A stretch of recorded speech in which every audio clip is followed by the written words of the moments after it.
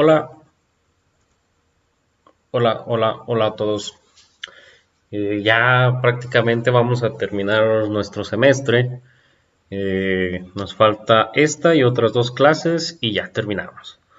Las clases pasadas, bueno, el parcial pasado, las cuatro anteriores, las cinco, perdón, las cinco anteriores clases habíamos visto todo lo que tendría que ver con la Nueva España, desde la organización social, las castas, la organización gubernamental, territorios. La semana pasada el tema de la videollamada fue la conquista espiritual, las diferentes órdenes religiosas que estuvieron en el territorio de la Nueva España y qué era lo que hacían. En fin, hemos visto un recorrido muy rápido, muy rápido, de cómo estaba organizada la Nueva España. Ahora vamos a ver la parte final de la Nueva España con estas reformas borbónicas. Es lo que vamos a ver el día de hoy. Para las siguientes dos clases, observar las causas que dieron origen a la guerra de independencia y ver un tanto la guerra de independencia, que no la vamos a ver, o no me gusta verla como normalmente la vemos en la primaria o en la secundaria, ¿no? Donde nos hacen como un relato de que el cura Hidalgo fue y tocó las campanas. No, vamos a ver los personajes que participaron en la guerra de independencia, y vamos a entender cómo a partir de su formación, pues vamos a entender por qué hicieron lo que hicieron, ¿no? Pocas palabras.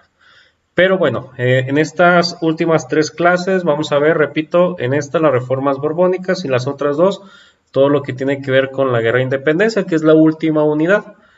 Entonces, las reformas borbónicas son una serie de medidas o modificaciones que se implementaron en España y en todos los territorios que estaban ligados a ese país, ¿no? Y se realizan en la segunda mitad del siglo XVIII. Estamos hablando más o menos de que entraron en vigor alrededor del 1750, 1760, y surgen a partir de que hay una crisis política en España. El rey, el rey muere, el rey Carlos II muere, y al no tener hijos, pues se hace una guerra entre diferentes casas europeas, ¿no? Y esta guerra termina dando como triunfador al rey Felipe V, que era de origen francés y que tiene su origen en la casa Borbón, en la familia Borbón, y que desde entonces son los que están de encargados de la corona española.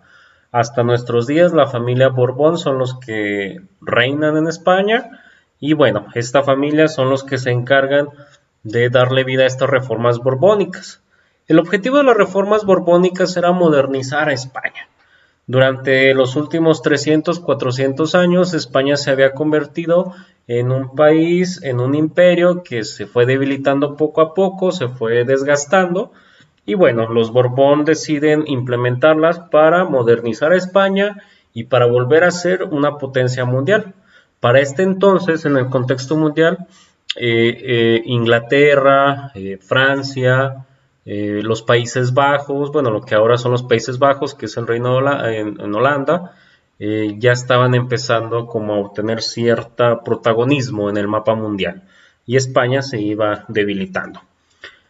Las causas, bueno, ya más o menos se los dije, ¿no? España pierde esa hegemonía en el mundo a lo largo del siglo XVII, con este ascenso de potencias industriales que ya se los había dicho. Había muy pocos ingresos fiscales y también había muchos productos de contrabando. Estos productos de contrabando eran el aguardiente, el tabaco, que estaban prohibidos en algunas zonas de España, pero que por alguna razón y debido a la corrupción, pues llegaban, ¿no? Vemos que el caso de la corrupción, pues ya desde entonces era algo muy fuerte. Eh, los cargos oficiales se vendían o se pasaban a los familiares, y esto hacía que la administración fuera lenta y que fuera mal organizada. También había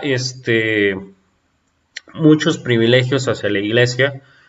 sobre todo hacia las órdenes religiosas. ¿Se acuerdan que en la videollamada, en la última parte, decíamos que hasta 1730, 1740, las órdenes religiosas eran las que tenían el poder económico, el poder político, el poder educativo, el poder social, el poder religioso en la Nueva España?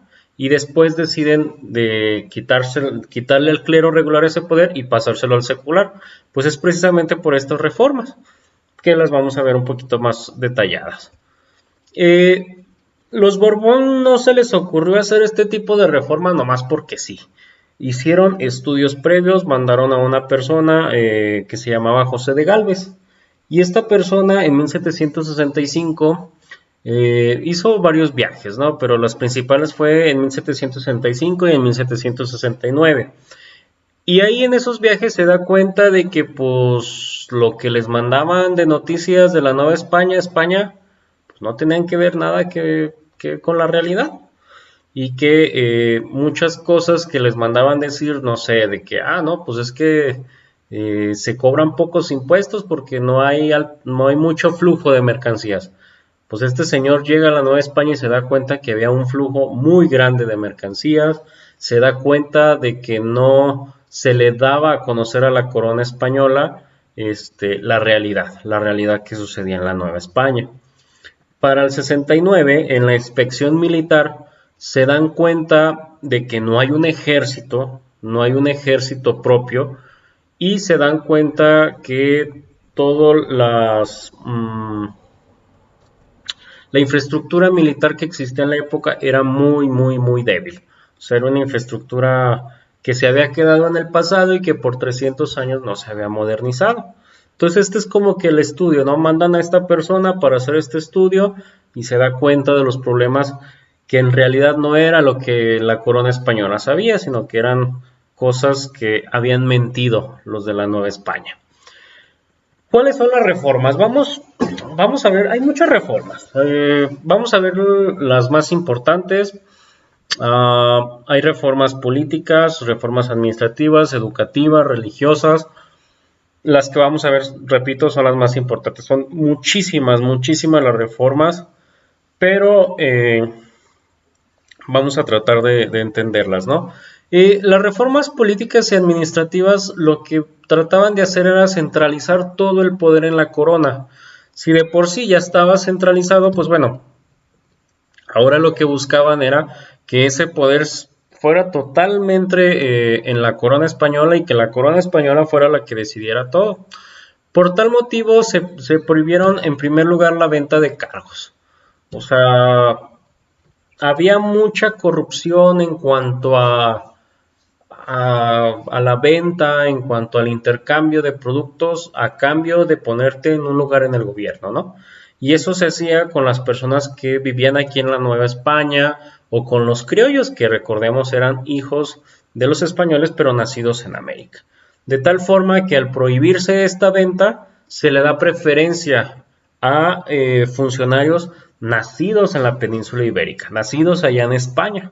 Venían desde allá para formar parte del gobierno aquí en la Nueva España.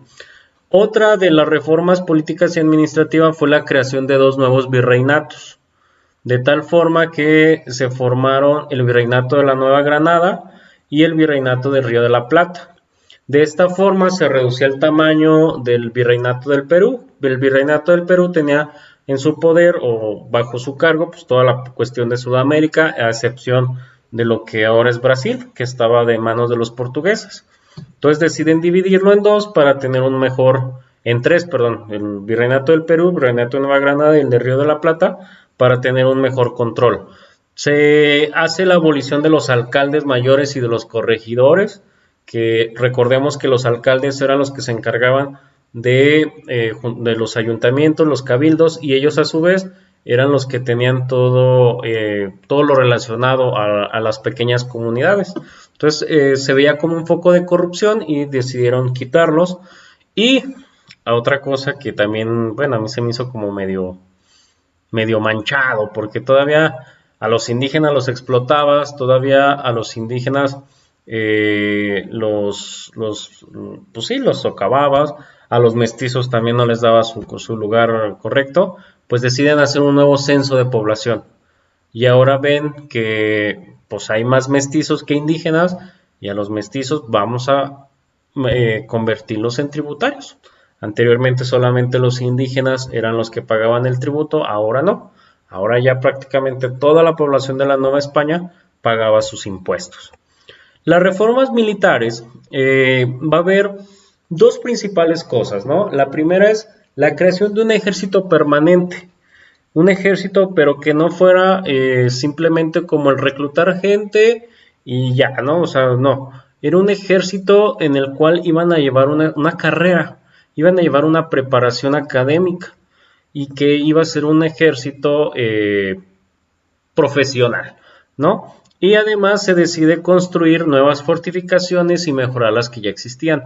¿Por qué lo hicieron? Porque se dieron cuenta que había ya las potencias, sobre todo las inglesas, que se acercaban a sus embarcaciones y empezaron a tomar ciertos territorios que tenían los españoles.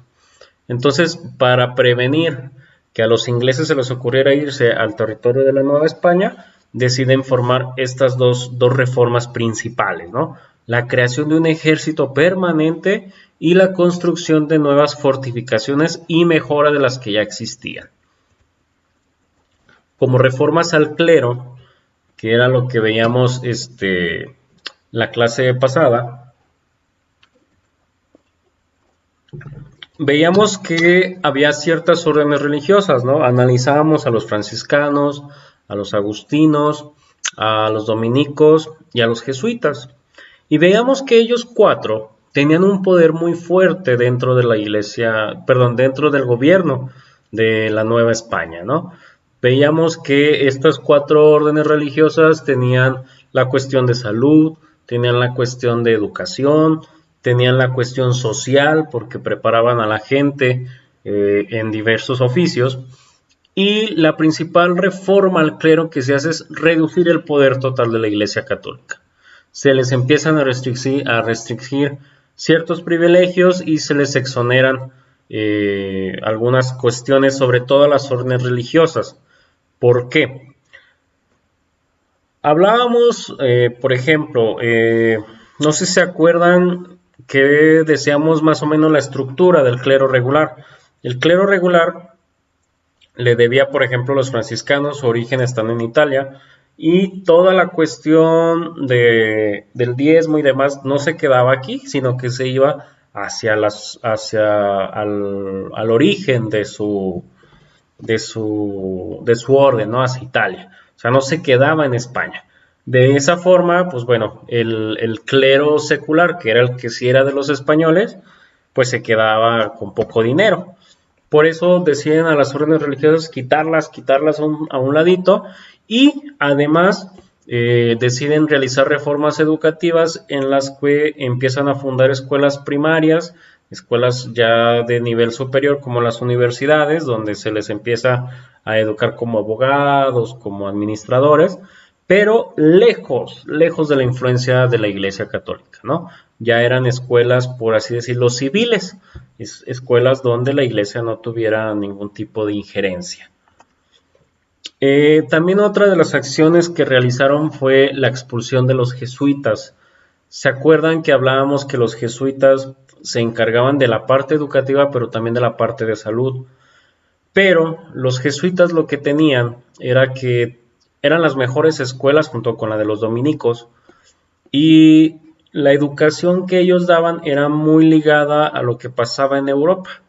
Entonces no convenía que los jesuitas quedaran aquí, ¿no? Que se quedaran dentro de la monarquía española, porque empezaban ya como a generar ciertas ideas de independencia, ciertas ideas en la gente pues de quitarse el yugo español, porque también los jesuitas se enojaron de que les hayan quitado el poder. Entonces deciden expulsarlos totalmente de la monarquía española, y con ello ya el peso en la política y en la cuestión educativa que tenían las órdenes religiosas termina siendo disuelta prácticamente.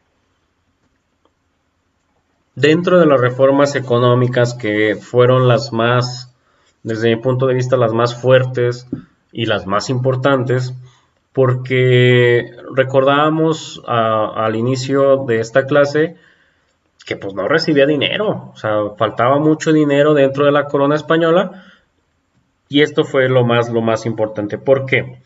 Porque la primera de las reformas fue potencializar y desarrollar la minería. La minería era donde sacaban prácticamente toda la riqueza y todo el oro, toda la plata y se lo llevaban.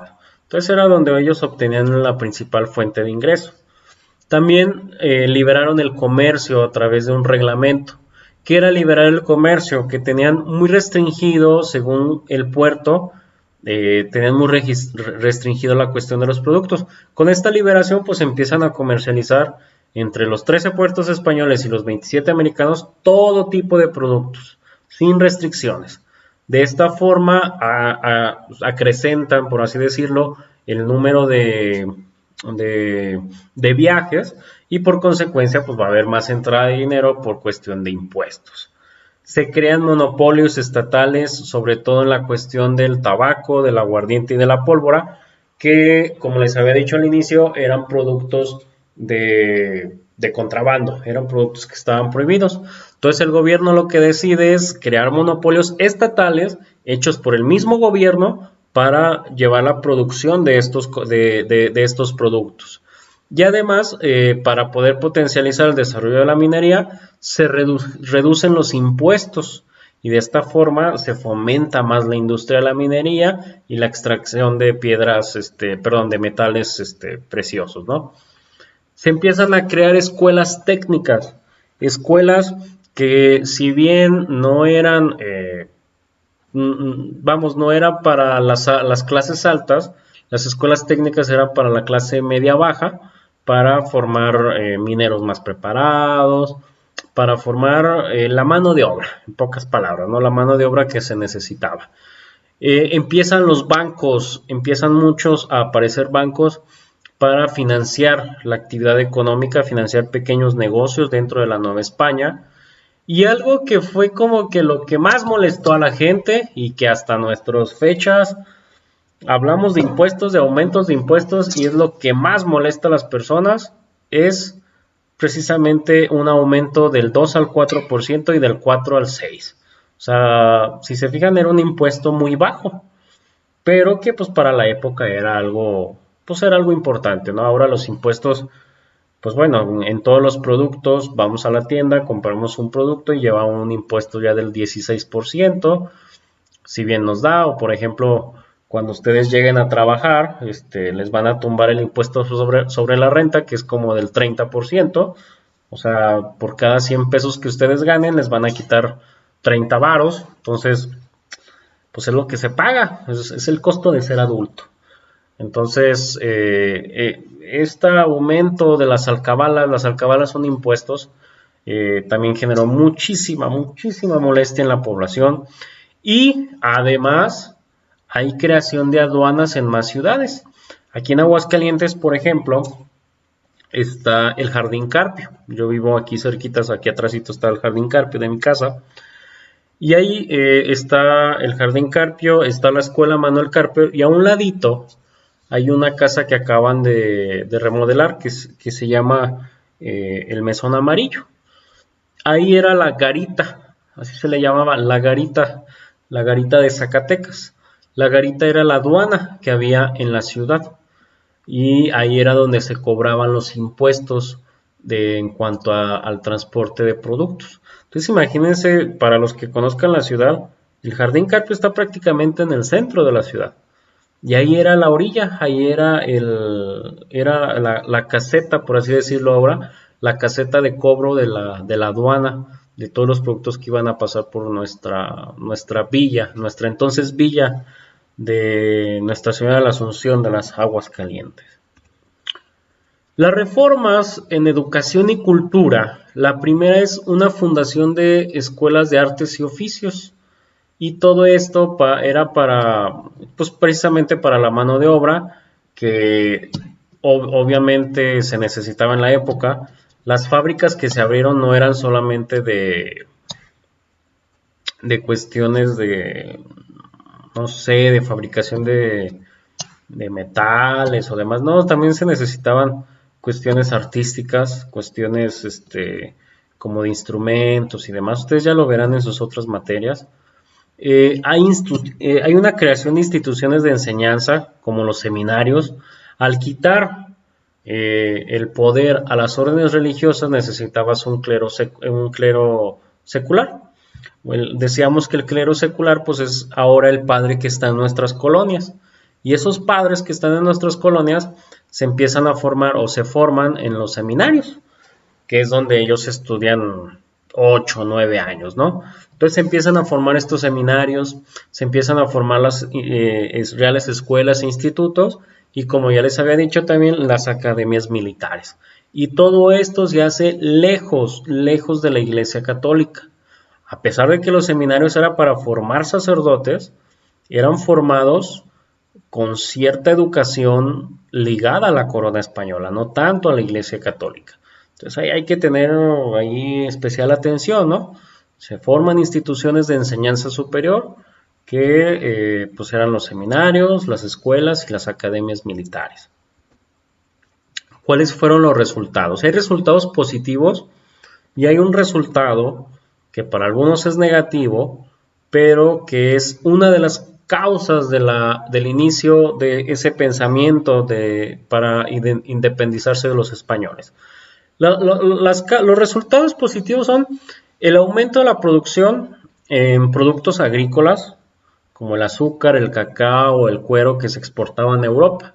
Obviamente, al liberar el comercio entre los puertos, pues aumenta la exportación hacia Europa, ¿no?